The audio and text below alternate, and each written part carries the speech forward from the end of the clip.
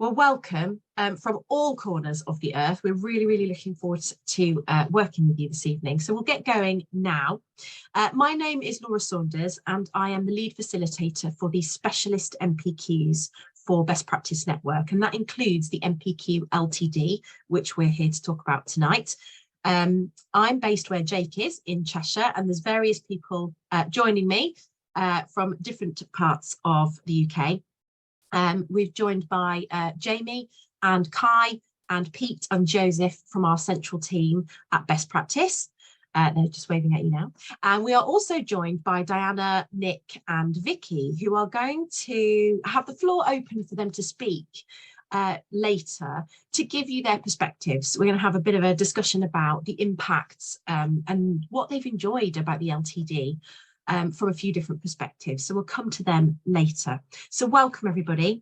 We're really excited to be working with you this evening, and we're hoping to give you a real insight and set of information about the LTD, as well as some generic information about the specialist NPQs more broadly.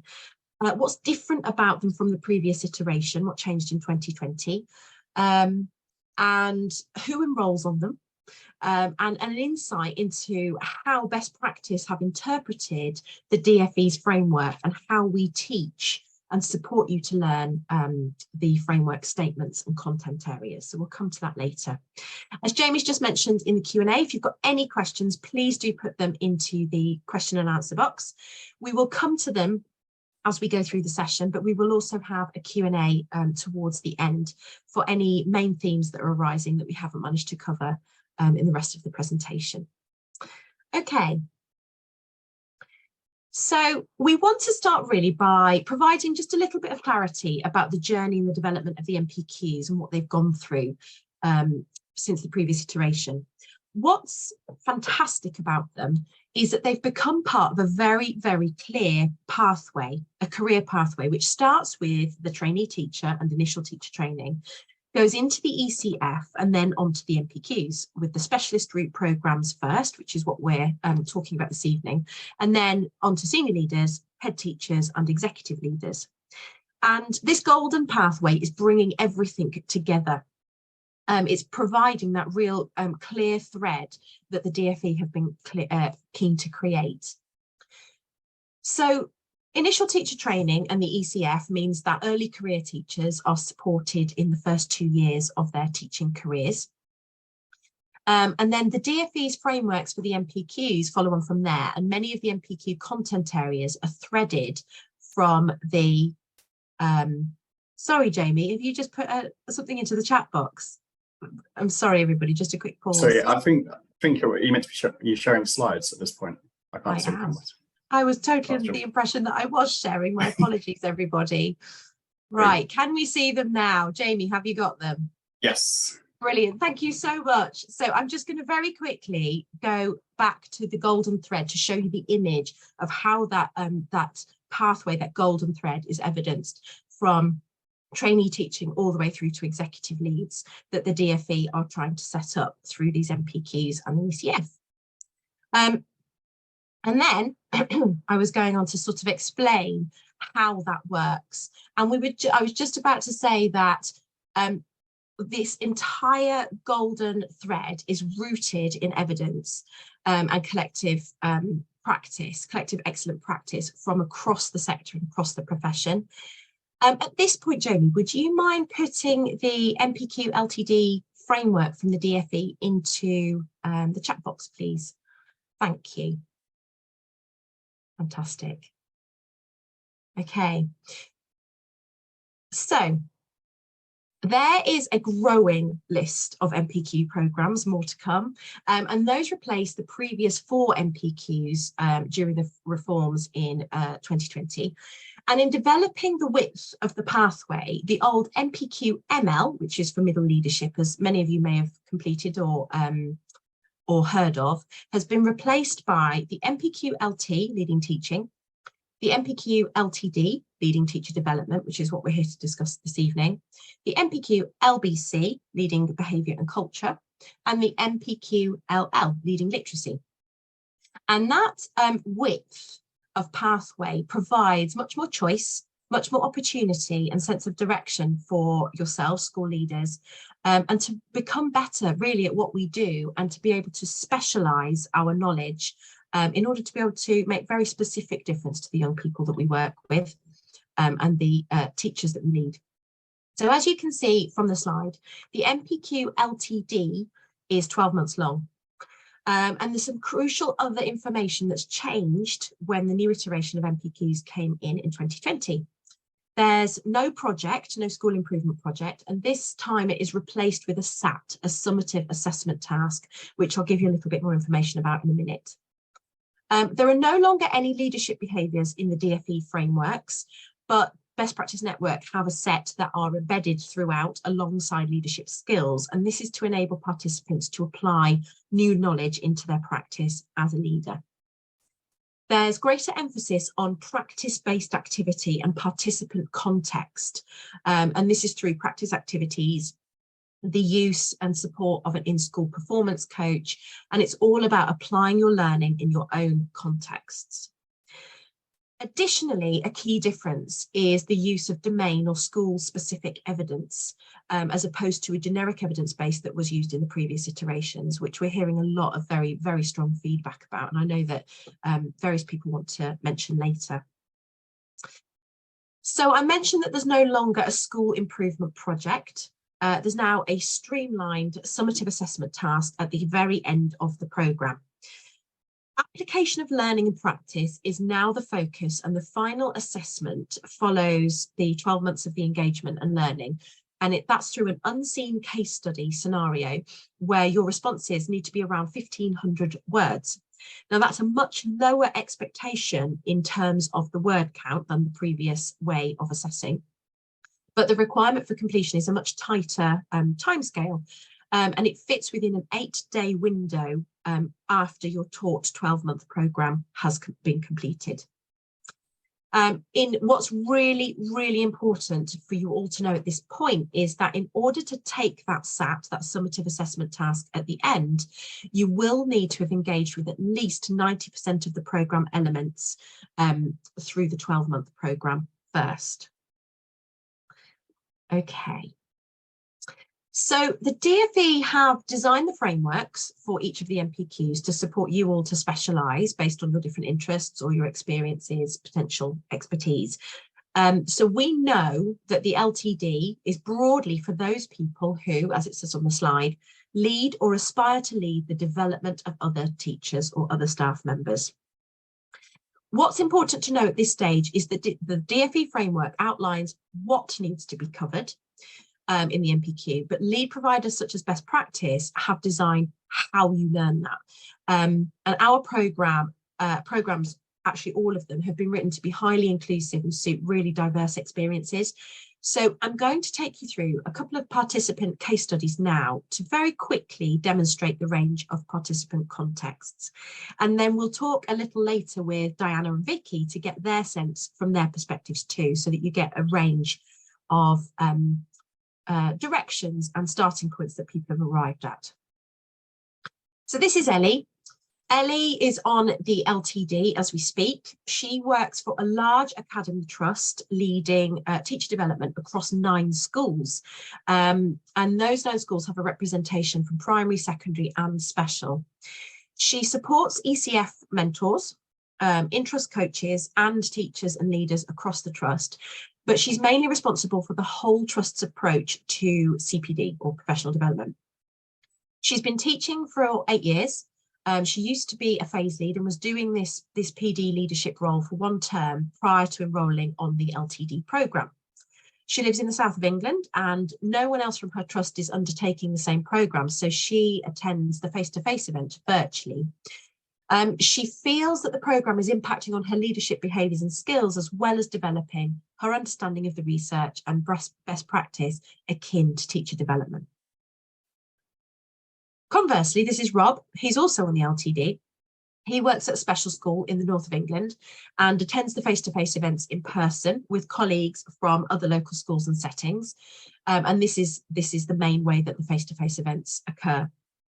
Rob was asked to lead professional development alongside his other areas of responsibility in the school, as it's a priority on the SDP. But Rob felt that he needed insights into professional development and how to lead it, as it's his first leadership role after being in teaching for 4 years.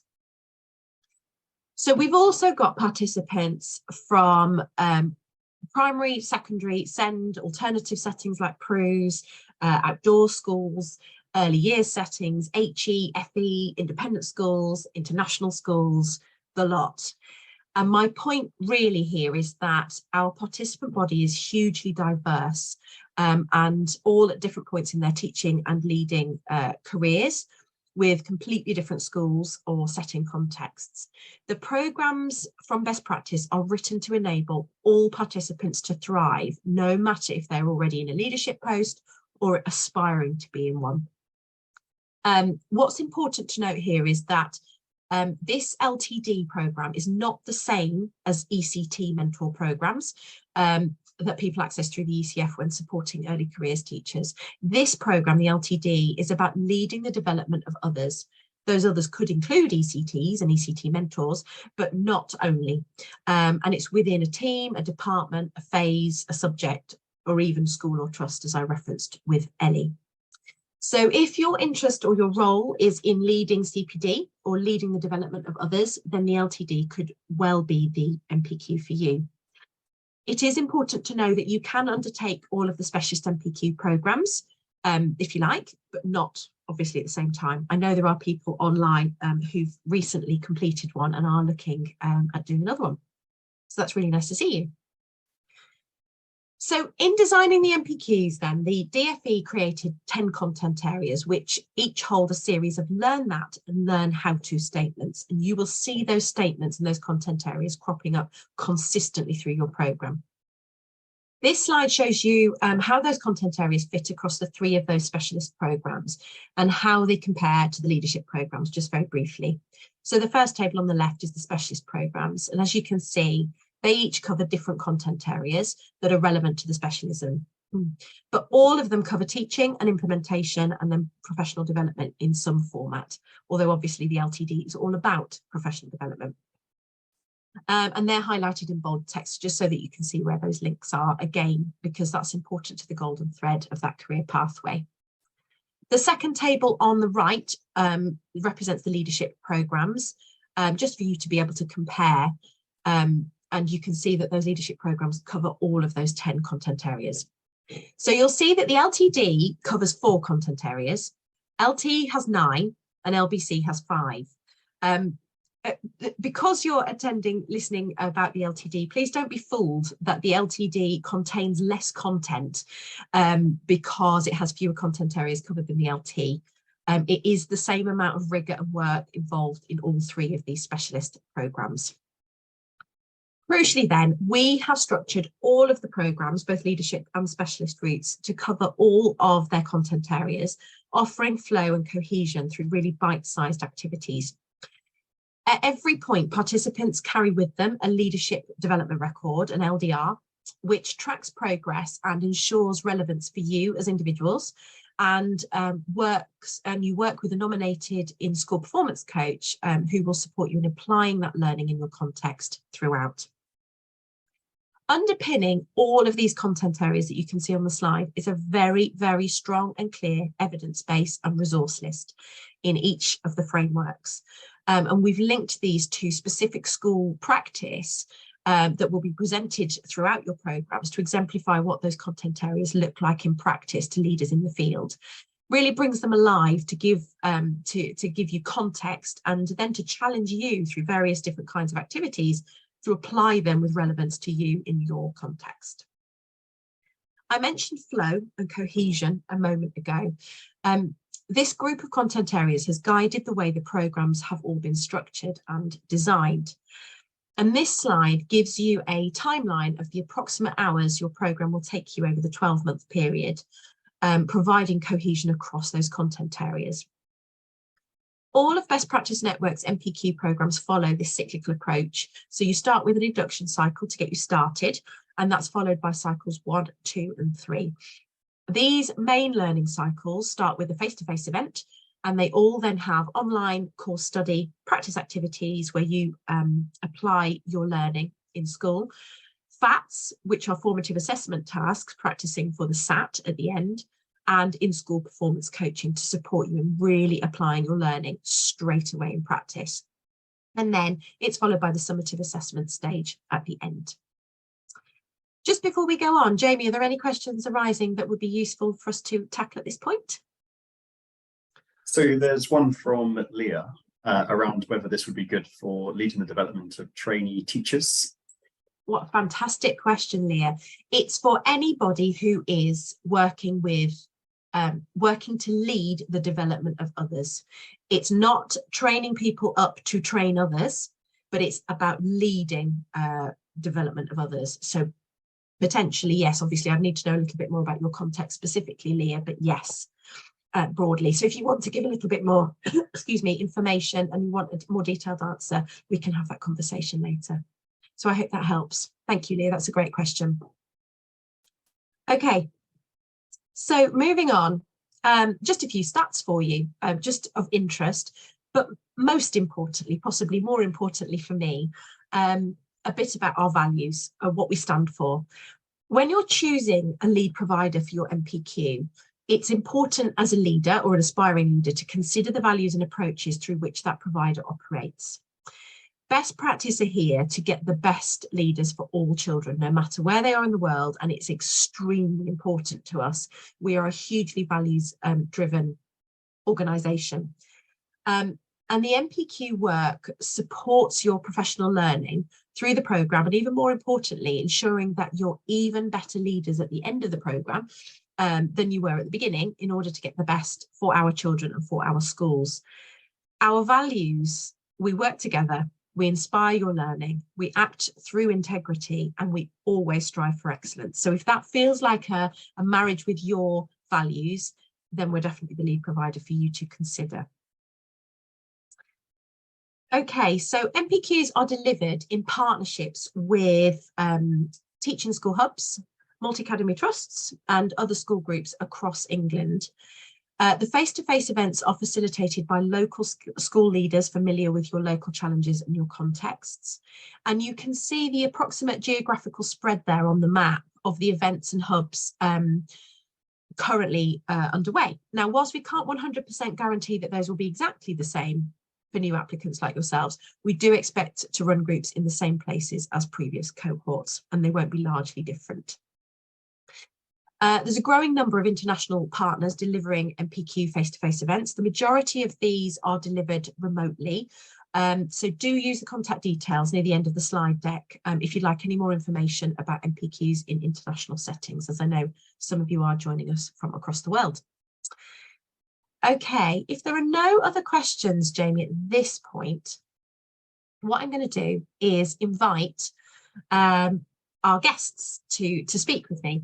So we've got Nick Mort from the Futures Teaching Alliance, and he is both a partner lead, a facilitator, and an in-school performance coach, so can come at this from a lot of different directions.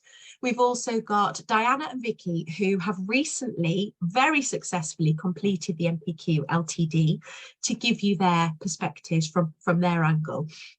Thank you all so much for joining us. We're really looking forward to getting your insights. So before we get going then, Nick, could I ask you please to just give us a little tiny bit of context about how the NPQs have supported participants in your partnership, and also your top highlights of the NPQLTD from your perspective. Hi everybody. So as Laura said, we were just shown on the map there that we are based within the central region in the United Kingdom. So we're based in Warwickshire, Leicestershire, Northamptonshire, Oxfordshire. So we serve the central region. And my role is director of the Futures Teaching Alliance. So as Laura said, essentially for us as an alliance of schools, the Futures Teaching Alliance also represents the Futures Trust, which is a medium-sized multi-academy trust. So I think our approach and the benefit of the NPQs, firstly, I will say, building on what Laura said, is that the values of our organisation, I think, are aligned very closely with those of best practice. And I think that's really important for us in terms of striving for excellence and building a leadership capacity that benefits the students. So we have essentially a threefold approach to the NPQs. Firstly, as a regional delivery partner, the NPQs provide a vehicle for us to develop leadership capacity and evidence and research-based practice for facilitators. So I facilitate myself across all of the programs at Specialist in Leadership, and then we have facilitation from across our alliance of schools, which is really impactful in helping colleagues across the alliance to gain a greater understanding of the golden thread, which Laura outlined earlier. Second fold, I think, is around NPQs being able to target, as I have a role that's responsible for professional and leadership development across the Alliance and the MAT. It's about targeting, and that's the real benefit of the specialist and leadership qualifications. It's about targeting opportunities and professional development opportunities for colleagues.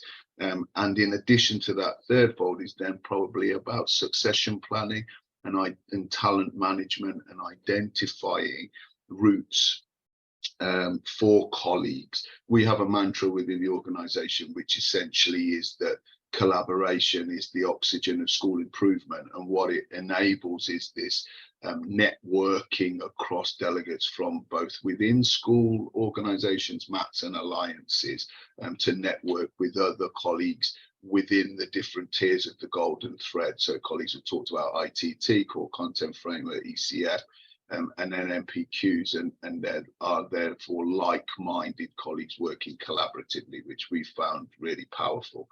And then the last thing to say is the highlights would most definitely be the impact of the evidence on colleagues' practice. So the realization within the NPQLTD in particular, there's a big focus on what is effective professional development in terms of its design and delivery. And I think what's clear is that colleagues on the programs, through the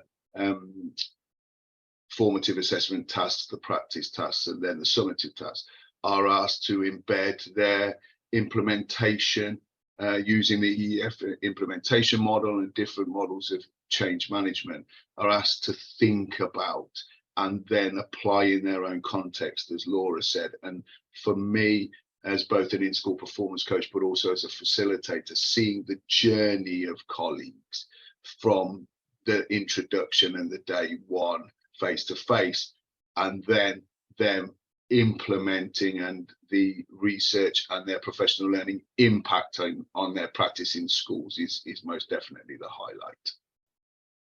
Nick, thank you so much. It was such a really interesting response to hear such a strategic contribution about how you see the LTD, but also the wider NPQs fitting for you at your alliance, but also that bit at the end about the impact and the journey in practice. And what we're hearing a great deal from across the participant body is, I didn't know I could learn this. I didn't know I could have this impact in my school, and I didn't know I could be impacting so quickly. So even from the induction cycle at the very beginning, people are having an impact in terms of implementing change more effectively from the outset. So that's fantastic to hear across your alliance. So thank you, Nick. Brilliant. So I'd like to go to Diana now, if that's okay. Just to ask Diana, from your perspective as an ex-participant, what were the highlights of the NPQ LTD for you? I really liked the fact that when we did the online learning sessions, it threw up a bank of questions. And my in-school coach was my head of school, and I just pestered her for question after question, and it just gave me such an insight as to how the school ran, how things went together, how it was sequenced, what the impact was, and where we were missing areas. And before, I didn't know the right questions to ask. So for me, it was learning those questions, getting them into place, finding out what I could do about it, and then being able to put my input in to be able to see that immediate impact coming back. So that whole range of developmental questions was amazing.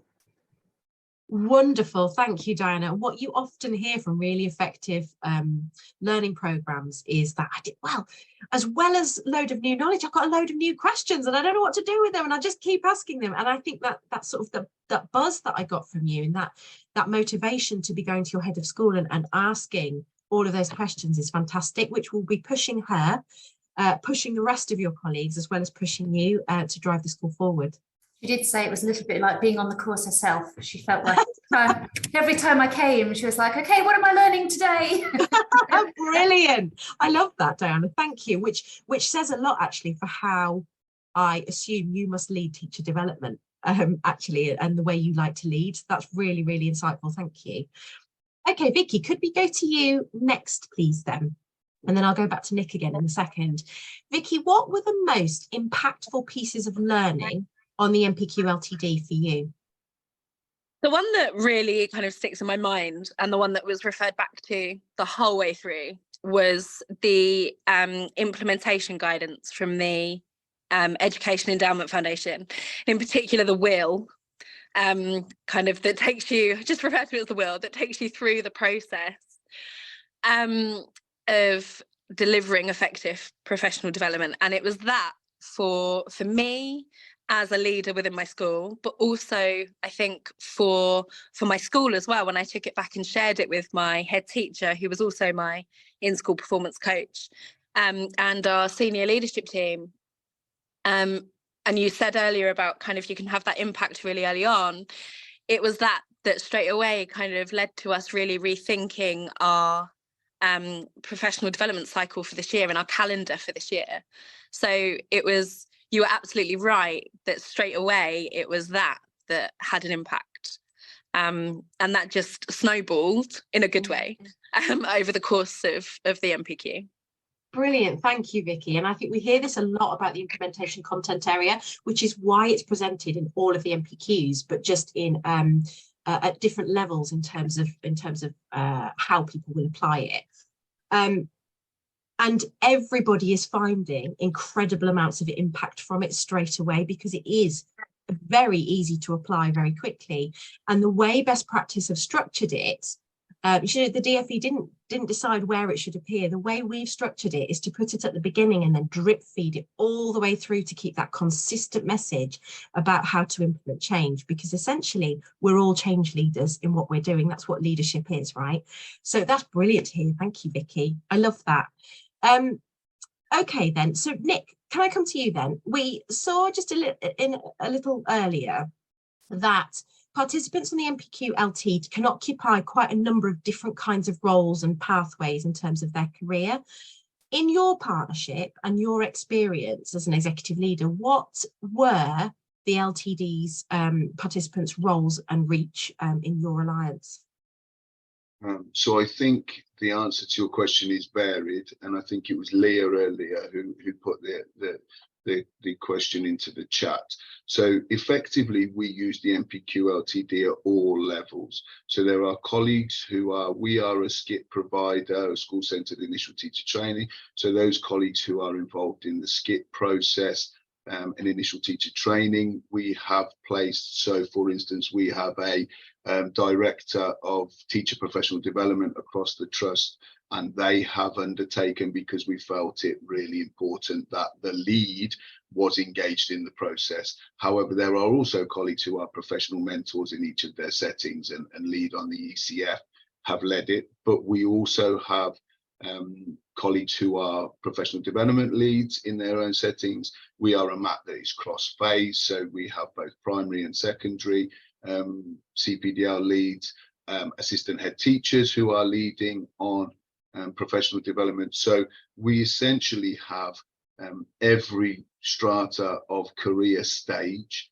involved in the LTD, because, as Laura alluded to earlier, the content areas of designing and delivering effective professional development are so fundamental that theoretical underpinning, and as Vicky and Diana have said, the implementation and change model process.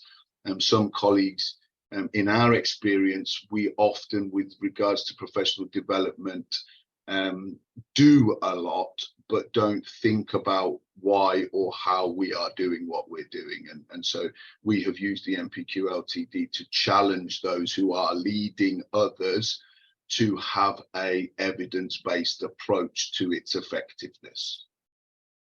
That's so helpful, Nick. And this is what we're finding with the specialist programs, is that you've got people who've been in teaching 2 years, and they're playing around with the idea of leading something, and they really like working with others, so they're going for it on the LTD. And then we've got some highly experienced, very, very senior leaders who are going, actually, I really want to get into the evidence now. What is the most recent evidence, and what is the best practice going on, and how can we utilize that in our settings?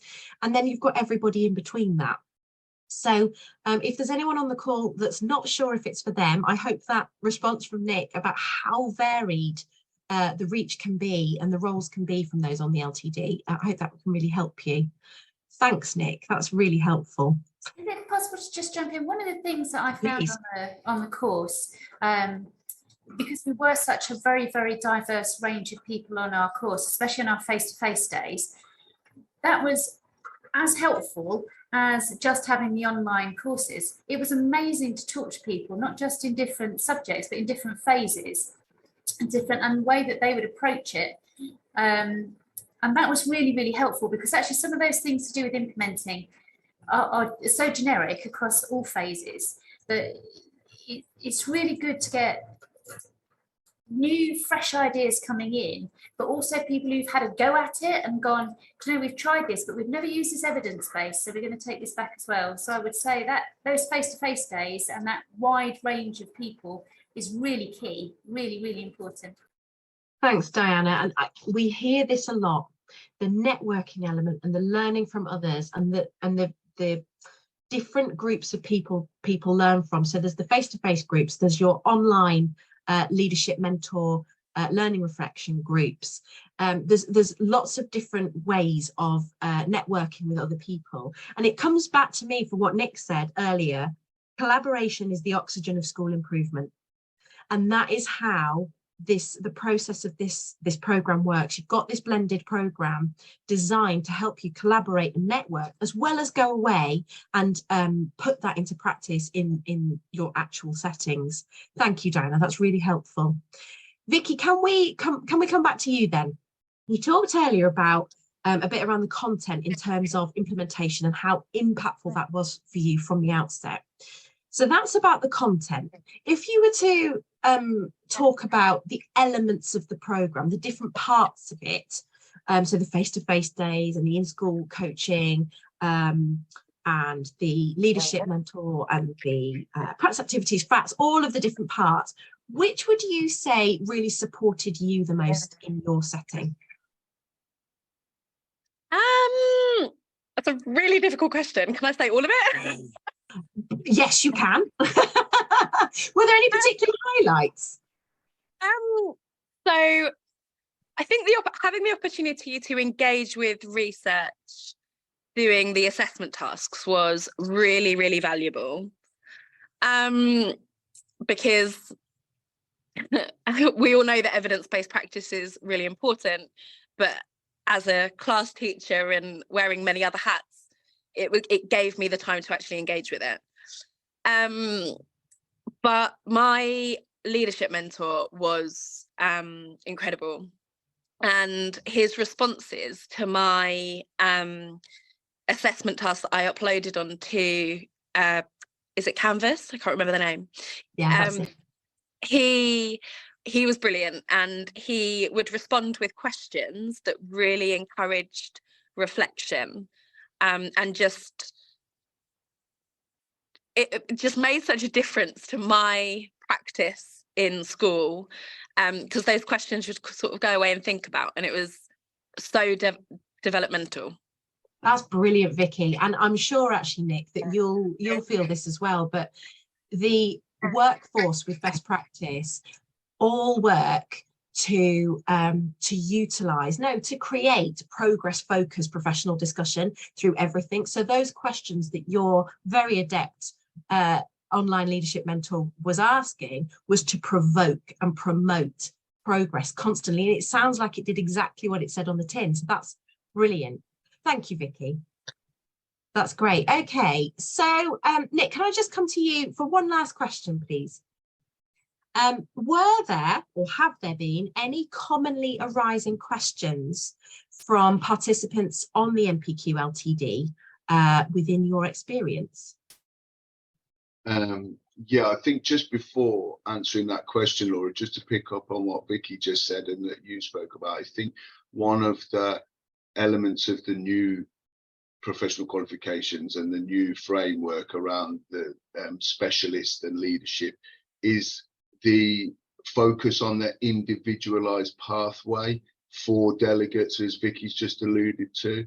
And so what colleagues find quite challenging initially is that there is an expectation that there is some form of didactic delivery where the ownership of the professional learning through the blended approach of best practice network gives colleagues in each of their contexts and the different roles that they have in school a bespoke individualized pathway. So I think that is quite challenging for colleagues early on, but transformational later on in the process, because as you alluded to before with the diagram, colleagues, the face-to-face days feed forward now.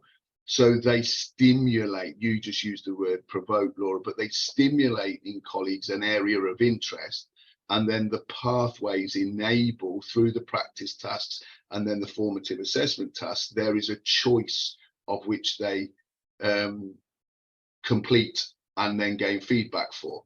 And so therefore it provides that individualized pathway, which I think is so powerful for colleagues impacting their own schools and context. And then in answer to your question about the most common question, it's really funny because, you know, Diana and Vicky haven't shared notes, but it's really interesting that I put down that the most common question, based on what Diana was saying earlier, is have my senior leadership team been on this program and do they actually understand the evidence base? Because as Diana said about her head teacher's response of what are we learning today, the most powerful element has been delegates' enthusiasm to reflect on what is happening in their own context and then identify from the evidence and research where professional development has not been implemented effectively, but understand why, or be able to understand, yes, it has been implemented effectively and why. And I think it's that transition from the theory to the practice that's been so powerful. So the next question that colleagues ask is about how do I now go back and influence and embed or affect change at a whole school level, as Vicky alluded to in her role. And that's then led very importantly to important discussions on the role of the in-school performance coach. Diana gave the example that it was her head of school, and then that becomes then a developmental relationship whereby the professional learning is transferred from the face-to-face or the theoretical blended learning into, okay, Diana, how is that going to impact on my practice, our practice in school? And Best Practice Network use the deliberate practice model to support that transition.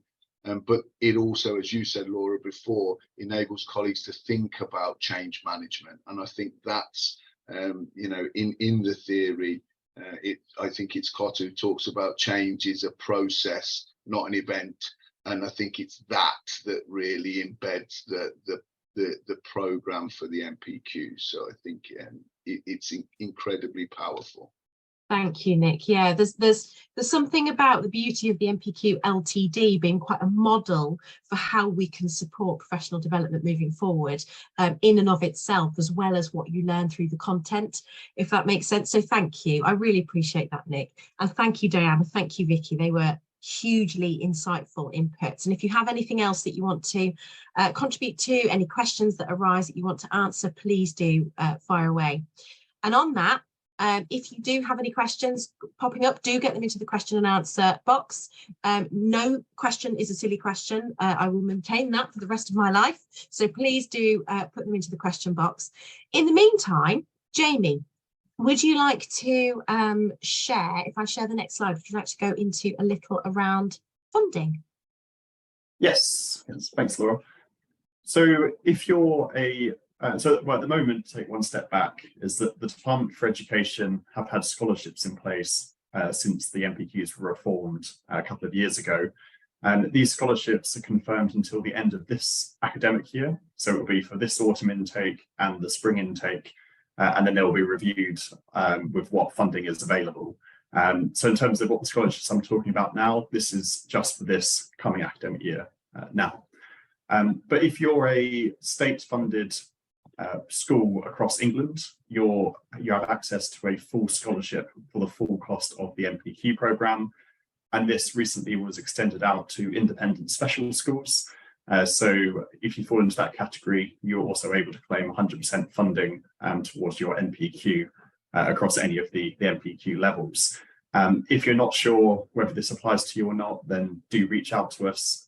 We will be able to confirm exactly whether your school falls into the scholarship category. But hopefully, we've seen thousands and thousands of participants being able to access these over the last sort of 3-4 years, which is great.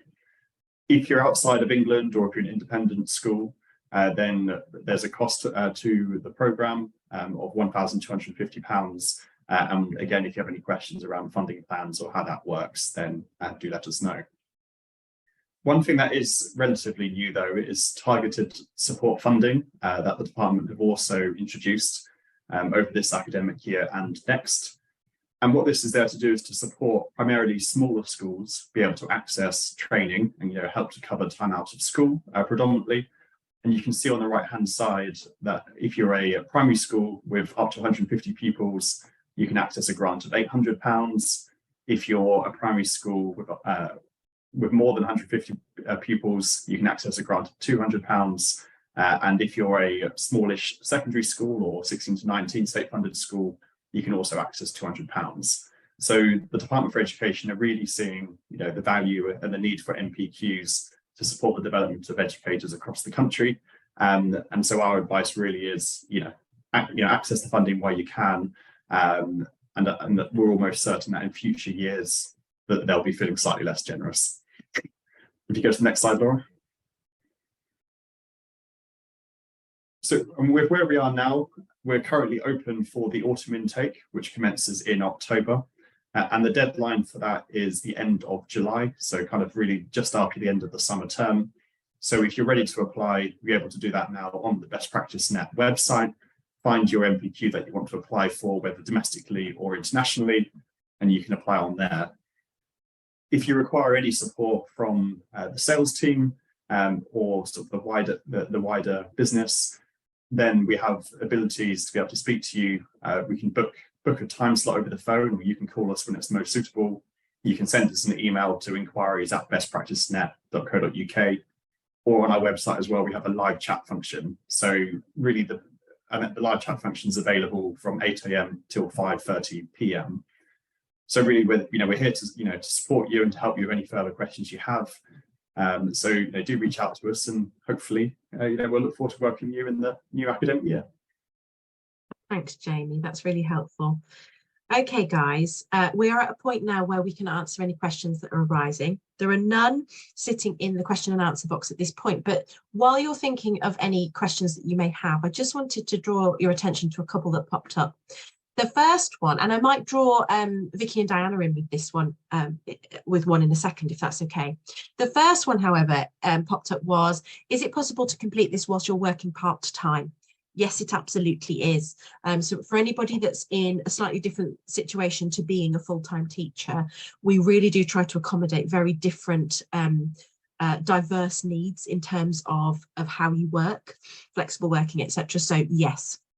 And then Jodie's question is where I'd like to bring Diana and Vicky in, if that's okay. And it's a brilliant question, Jodie. So please, firstly, we don't mind you asking, please don't apologise. Could you explain a little about how workload and well-being is considered and built into the programme? Now, I've just sent a written response. At Best Practice, we are hugely concerned with teacher workload. It is incredibly important to us, and we act upon all feedback at any point about that. But the programme largely has been designed in bite-sized chunked tasks for you to be able to undertake a 250 word or 100 word piece whenever works for you in a given date window of a few weeks each time, in order to give you that flexibility. For example, if there's a face-to-face that you can't make, you might have Ofsted in, or you might be unwell, we have backup plans for you to be able to still access that face-to-face content. There are always ways of accessing, and the other thing is that leadership mentors are there for that pastoral support as well, to be able to offer you on your programme. Equally, we work very, very closely with our Teaching Hub partnerships to be able to make sure that we are supporting all of you with wellbeing workload.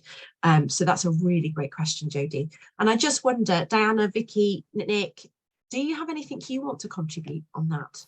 Yes, what I can say is the communication about dates and things is really brilliant. You get loads and loads of information right at the beginning. And the one thing that I would say, I highly, highly recommend to do is get your dates in your planner fairly quickly, because that way you can then work out when you can put it in. But the online learning, you can do a bit and save it, and do a bit and save it. It's handy to have. I've kept a notepad, so I've just jotted down quick questions. And then you've given yourself the time just to be able to work through. And even the 8-day window at the end for the summative assessment task, it wasn't onerous. You know, we'd had some practice within the face-to-face sessions. We'd had some practice in the assessment tasks. It was very doable without becoming a real big issue.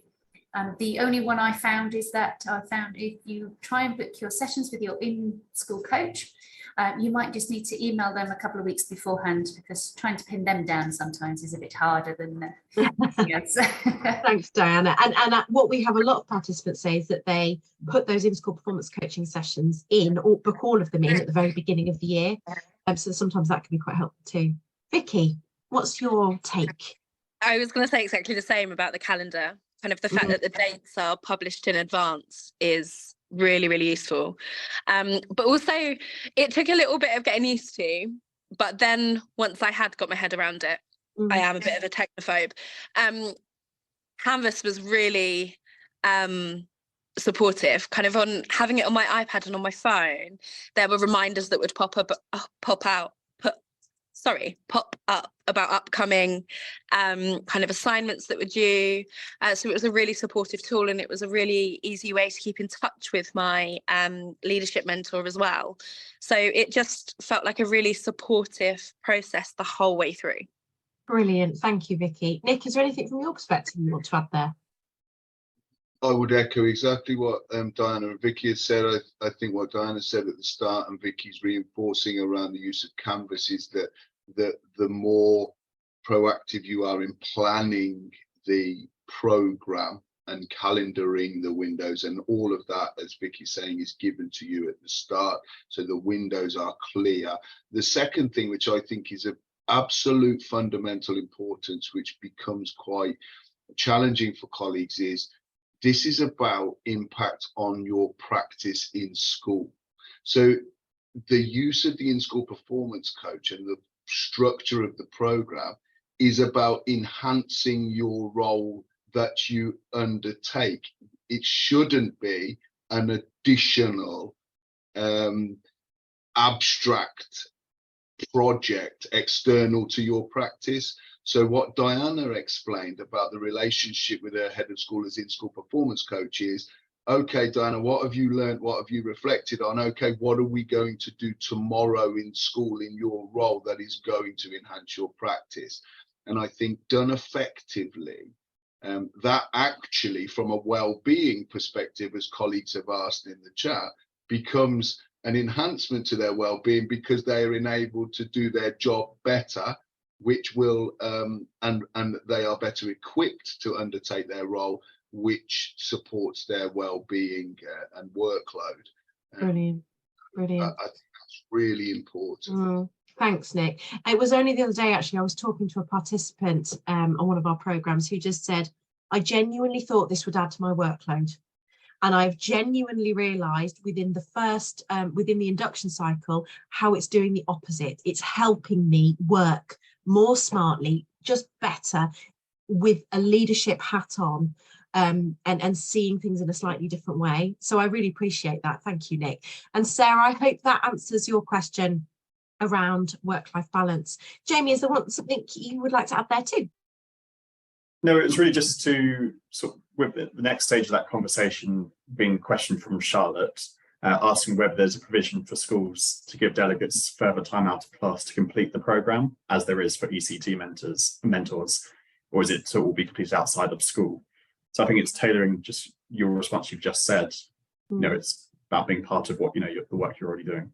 Yes, exactly. And I think, Charlotte, you know, everything depends on your own situation, your own context, your relationships within school, and the importance placed on the NPQ that you're undertaking from your SLT. So there will be some schools that give participants some time off, sometimes out of the school timetable to undertake things. Others manage it in different ways, so everyone is slightly different with that, Charlotte. So I think at this stage I would encourage you to have a conversation with a member of your SLT and just talk about how the NPQLTD might fit for you in order to be able to manage work-life balance and make it work for your school as well as for you. Okay, Sama has a question. You're in Dubai, lucky you. You've applied to the programme, and yes, you will have face-to-face sessions. It depends on where you are and which partnership that you're in as to whether they are face-to-face or virtual options. Jamie, is there anything you want to add there? Yes, so that we do have two partners that deliver face-to-face training in Dubai. With the NPQLTD, that's one of them is looking at. So at this stage, I would say that it's most likely to be taking place virtually over Zoom.